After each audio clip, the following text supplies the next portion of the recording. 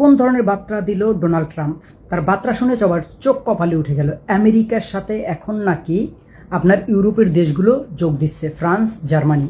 তাহলে কি middle east থেকে এখন যুদ্ধ ইউরোপেও ছড়িয়ে যাচ্ছে? আসুন সেটাই জানবো।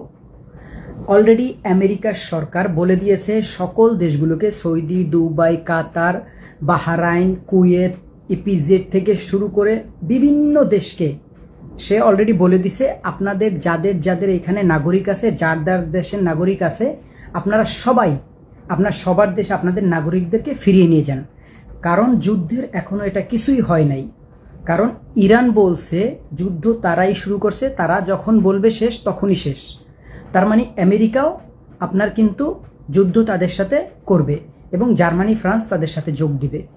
এবং এর পাশাপাশি আমি আপনাদেরকে যেটা বলতে চাই, আমাদের দেশে যত প্রবাসী ভাইয়েরা আছেন মিডল ইস্টে, যে দেশগুলোতে আপনার সৌদি, দুবাই, কাতার এবং কুয়েত, তারপরে আপনার বাহরাইন, জর্ডান, আরও যে দেশগুলোতে আপনার হামলা হয়েছে, এই দেশে যারা বাংলাদেশি ভাইয়েরা আছেন আপনারা সেফলি থাকার চেষ্টা করেন এবং যদি পারেন, আপনাদের পক্ষে সম্ভব হয়, অবশ্যই আপনারা দেশে চলে গেলে সব থেকে বেটার হয়। যুদ্ধের এখন পর্যন্ত কিছুই হয়নি, এটা অনেক দিন যাবত চলবে, অনেক দিন যাবত এটা জ্বলবে, এত তাড়াতাড়ি শেষ হবে না। আর কাতার নাকি বলছে তাদের এখানে যদি আর একটা মাত্র মিসাইল নিক্ষেপ করা হয়, তারা নাকি আপনার ইরানের বিপরীতে তারাও যুদ্ধে নামবে, ইরানকে হামলা করবে তারাও।